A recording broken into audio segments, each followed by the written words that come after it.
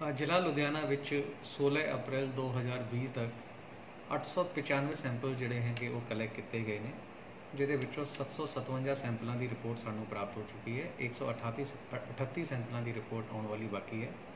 ਇਹਦੇ ਵਿੱਚੋਂ 757 ਵਿੱਚੋਂ 13 ਕੇਸਿਸ ਜਿਹੜੇ ਹੈਗੇ ਉਹ ਪੋਜ਼ੀਟਿਵ ਪਾਏ ਗਏ ਨੇ, ਜਿਨ੍ਹਾਂ ਵਿੱਚੋਂ 11 ਲੁਧਿਆਣਾ ਦੇ ਨੇ ਤੇ 2 ਬਾਹਰਲੇ ਡਿਸਟ੍ਰਿਕਾਂ ਦੇ ਹੈਗੇ।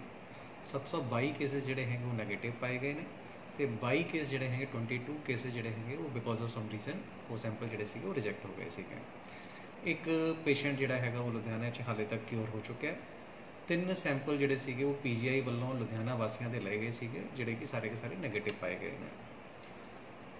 ਜਿਹੜੇ ਆਪਣੇ ਹੌਟਸਪੌਟ ਸੀਗੇ ਚੌਕੀਮਾਨ ਤੇ ਚੌਕੀਮਾਨ ਦੇ ਨੇੜੇ ਜਿਹੜਾ ਪਿੰਡ ਹੈਗਾ ਗੂੜੇ, ਔਰ ਸ਼ਹਿਰ ਦੇ ਵਿੱਚ ਅਮਰਪੁਰਾ ਪਿੰਡ ਏਰੀਆ ਹੈਗਾ ਜਿਸ ਨੂੰ ਕਿ ਅਸੀਂ ਹੌਟਸਪੌਟ ਆਲਰੇਡੀ ਡਿਕਲੇਅਰ ਕੀਤਾ ਹੋਇਆ ਹੈ। ਉੱਥੇ ਕੰਟੇਨਮੈਂਟ ਪਲਾਨ ਦੇ ਮੁਤਾਬਿਕ ਡੋਰ ਟੂ ਡੋਰ ਸਕਰੀਨਿੰਗ ਦਾ ਕੰਮ ਜਿਹੜਾ ਹੈਗਾ ਹੈਲਥ ਡਿਪਾਰਟਮੈਂਟ ਵੱਲੋਂ ਕੀਤਾ ਜਾ ਰਿਹਾ ਹੈ। ਔਰ ਹੁਣ ਤੱਕ ਚੌਕੀਮਾਨ ਦੇ ਵਿੱਚ ਤਕਰੀਬਨ 420 ਘਰਾਂ ਨੂੰ ਅਸੀਂ ਵਿਜ਼ਿਟ ਕਰ ਚੁੱਕੇ ਹਾਂ, ਹੁਣ ਸਕਰੀਨਿੰਗ ਜਿਹੜੀ ਹੈਗੀ ਉਹ ਕਰ ਚੁੱਕੇ ਹਾਂ, ਜਿਹਦੇ ਵਿੱਚ ਸਾਰੇ ਬੰਦੇ ਜਿਹੜੇ ਹੈਗੇ ਤਕਰੀਬਨ 2172 ਬੰਦਿਆਂ ਲਈ ਸਕਰੀਨਿੰਗ ਕੀਤੀ ਗਈ ਹੈ। ਸਾਰੇ ਬੰਦੇ ਅਸਿਮਟੋਮੈਟਿਕ ਪਾਏ ਗਏ, ਯਾਨੀ ਕਿ ਕਿਸੇ ਦੇ ਵਿੱਚ ਵੀ ਕਿਸੇ ਵੀ ਤਰੀਕੇ ਦਾ ਕੋਈ ਸਿੰਪਟਮ ਜਿਹੜਾ ਹੈਗਾ ਉਹ ਵਿਜ਼ੀਬਲ ਨਹੀਂ ਹੋਇਆ ਹੈ। ਉਹਦੇ ਨਾਲ ਹੀ ਲੱਗਦਾ ਪਿੰਡ ਜਿਹੜਾ ਗੁੜੇ ਹੈਗਾ ਉਹਦੇ ਵਿੱਚ ਵੀ 475 ਘਰਾਂ ਨੂੰ ਹੁਣ ਤੱਕ ਅਸੀਂ ਸਕਰੀਨਿੰਗ ਕਰ ਚੁੱਕੇ ਹਾਂ। 2202 ਬੰਦਿਆਂ ਦੀ ਸਕਰੀਨਿੰਗ ਹੋ ਚੁੱਕੀ ਹੈ ਔਰ ਸਾਰੇ ਬੰਦੇ ਜਿਹੜੇ ਹੈਗੇ ਉਹ ਅਸਿਮਟੋਮੈਟਿਕ ਪਾਏ ਗਏ, ਯਾਨੀ ਕਿ ਕਿਸੇ ਵੀ ਬੰਦੇ ਦੇ ਕਿਸੇ ਵੀ ਤਰ੍ਹਾਂ ਦਾ ਸਿੰਪਟਮ ਜਿਹੜਾ ਹੈਗਾ ਕੋਵਿਡ ਦਾ ਨਹੀਂ ਦਿਖਿਆ ਗਿਆ ਹੈ। ਜਿਹੜਾ ਅਮਰਪੁਰਾ ਏਰੀਆ ਹੈਗਾ ਉਹਦੇ ਵਿੱਚ 2867 ਲੋਕਾਂ ਨੂੰ ਹਾਲੇ ਤੱਕ ਸਕਰੀਨ ਕੀਤਾ ਜਾ ਚੁੱਕਿਆ ਹੈ, ਜਿਹਦੇ ਵਿੱਚੋਂ 2863 ਬੰਦੇ ਜਿਹੜੇ ਹੈਗੇ ਉਹ ਅਸਿਮਟੋਮੈਟਿਕ ਪਾਏ ਗਏ ਨੇ। 4 ਬੰਦੇ ਜਿਹੜੇ ਹੈਗੇ ਉਹਨਾਂ ਦੇ ਵਿੱਚ ਕਿਸੇ ਤਰ੍ਹਾਂ ਦੇ ਸਿੰਪਟਮ ਜਿਹੜੇ ਹੈਗੇ ਉਹ ਵਿਜ਼ੀਬਲ ਹੋਏ ਨੇ, ਜਿਨ੍ਹਾਂ ਨੂੰ ਕਿ ਸਿਵਲ ਹਸਪੀਟਲ 'ਚ ਲਿਜਾ ਕੇ ਉਹਨਾਂ ਦੀ ਸੈਂਪਲਿੰਗ ਜਿਹੜੀ ਹੈਗੀ ਉਹ ਕਰਵਾਈ ਗਈ ਹੈ। ਅੱਜ ਇੱਕ ਕੇਸ ਜਿਹੜਾ ਸੀਗਾ ਉਹ ਦਿੱਲੀ ਦੇ ਵਿੱਚ ਪਾਇਆ ਗਿਆ ਸੀਗਾ। ਕੁਝ ਨਿਊਜ਼ ਆਰਟੀਕਲਸ ਇਸ ਤਰ੍ਹਾਂ ਦੇ ਆਏ ਸੀਗੇ ਕਿ ਇੱਕ ਰੈਸਟੋਰੈਂਟ ਦੀ ਡਿਲੀਵਰੀ ਕਰਨ ਵਾਲੇ ਬੰਦੇ ਨੂੰ ਕੋਵਿਡ ਪੋਜ਼ੀਟਿਵ ਉਹ ਡਿਕਲੇਅਰ ਹੋਇਆ ਸੀਗਾ। ਤਾਂ ਅੱਜ ਲੁਧਿਆਣਾ ਦੇ ਵਿੱਚ ਜਿਹੜੇ ਵੀ ਰੈਸਟੋਰੈਂਟਸ ਵਗੈਰਾ ਨੂੰ ਪਰਮਿਸ਼ਨ ਦਿੱਤੀ ਗਈ ਸੀਗੀ, ਉਹ ਪਰਮਿਸ਼ਨ ਜਿਹੜੀ ਹੈਗੀ ਉਹ ਵਿਡਰੋ ਕਰ ਲਈ ਗਈ ਹੈ। ਹੁਣ ਕੋਈ ਵੀ ਰੈਸਟੋਰੈਂਟ ਨੂੰ ਖੋਲ੍ਹਣ ਦੀ ਪ੍ਰਵਾਨਗੀ ਨਹੀਂ ਹੈਗੀ, ਕੋਈ ਵੀ ਹੋਮ ਡਿਲੀਵਰੀ ਰੈਸਟੋਰੈਂਟ ਤੋਂ ਨਹੀਂ ਕੀਤੀ ਜਾ ਸਕਦੀ। ਇੱਕ ਨਵਾਂ ਡਿਵੈਲਪਮੈਂਟ ਜਿਹੜਾ ਹੈਗਾ ਉਹ ਇਹ ਹੋਇਆ ਹੈ ਕਿ ਗਵਰਨਮੈਂਟ ਆਫ ਪੰਜਾਬ ਵੱਲੋਂ ਰੈਪਿਡ ਟੈਸਟਿੰਗ ਕਿਟਸ ਜਿਹੜੀਆਂ ਹੈਗੀਆਂ ਉਹ ਪ੍ਰੋਕਿਓਰ ਕੀਤੀਆਂ ਜਾ ਰਹੀਆਂ ਹਨ।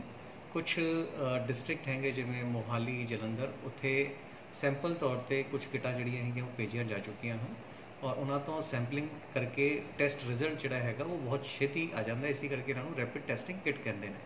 ਇਹ ਕਿਟਾਂ ਜਿਹੜੀਆਂ ਹੈਗੀਆਂ ਛੇਤੀ ਹੀ ਪੰਜਾਬ ਦੇ ਹਰ ਇੱਕ ਡਿਸਟ੍ਰਿਕਟ ਨੂੰ ਪਹੁੰਚਾ ਦਿੱਤੀਆਂ ਜਾਣਗੀਆਂ।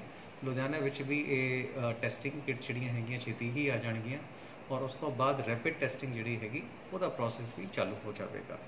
ਤਾਂ ਮੈਨੂੰ ਲੱਗਦਾ ਹੈ ਕਿ ਇਸ ਤੋਂ ਬਾਅਦ ਛੇਤੀ ਰੈਪਿਡ ਟੈਸਟਿੰਗ ਕਿਟ ਆਉਣ ਤੋਂ ਬਾਅਦ ਜਲਦੀ ਲੋਕਾਂ ਦੀ ਟੈਸਟਿੰਗ ਹੋ ਜਾਊਗੀ ਔਰ ਰਿਜ਼ਲਟਸ ਵੀ ਜਿਹੜੇ ਹੈਗੇ ਉਹ ਛੇਤੀ ਆ ਜਾਇਆ ਕਰਨਗੇ, ਜਿਸ ਤੋਂ ਕਿ ਸਾਡਾ ਟੈਸਟਿੰਗ ਦਾ ਕੰਮ ਵਧਣ ਨਾਲ ਅਸੀਂ ਜ਼ਿਆਦਾ ਛੇਤੀ ਇਸ ਬਿਮਾਰੀ ਦੇ ਬਾਰੇ ਪਤਾ ਕਰ ਸਕਾਂਗੇ।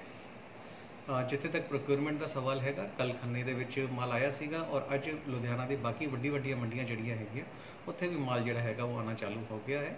ਤਾਂ ਮੈਂ ਸਾਰੇ ਕਿਸਾਨ ਵੀਰਾਂ ਨੂੰ ਬੇਨਤੀ ਕਰਦਾ ਹਾਂ ਕਿ ਜਿਸ ਸਿਸਟਮ ਦੇ ਰਾਹੀਂ ਤੁਹਾਨੂੰ ਪਾਸ ਜਾਰੀ ਕੀਤੇ ਜਾ ਰਹੇ ਹਨ, ਉਸੇ ਸਿਸਟਮ ਦੇ ਮੁਤਾਬਿਕ ਹੀ ਤੁਸੀਂ ਆਪਣਾ ਮਾਲ ਜਿਹੜਾ ਹੈਗਾ ਲੈ ਕੇ ਮੰਡੀਆਂ ਦੇ ਵਿੱਚ ਪਹੁੰਚੋ, ਕਿਉਂਕਿ ਜਿਵੇਂ ਕੱਲ੍ਹ ਅਸੀਂ ਖੰਨਾ ਮੰਡੀ 'ਚ ਮਾਲ ਖਰੀਦਿਆ ਸੀਗਾ, ਅੱਜ ਤਕਰੀਬਨ 90% ਮਾਲ ਉਹਦੇ ਵਿੱਚੋਂ ਅਸੀਂ ਲਿਫਟ ਵੀ ਕਰਾਤਾ, ਯਾਨੀ ਕਿ ਪਰਚੇਜ ਕੱਲ੍ਹ ਹੀ ਹੋ ਗਈ, ਲਿਫਟਿੰਗ ਵੀ ਜਿਹੜੀ ਹੈਗੀ ਉਹ ਅੱਜ ਹੀ ਕਰਾਤੀ।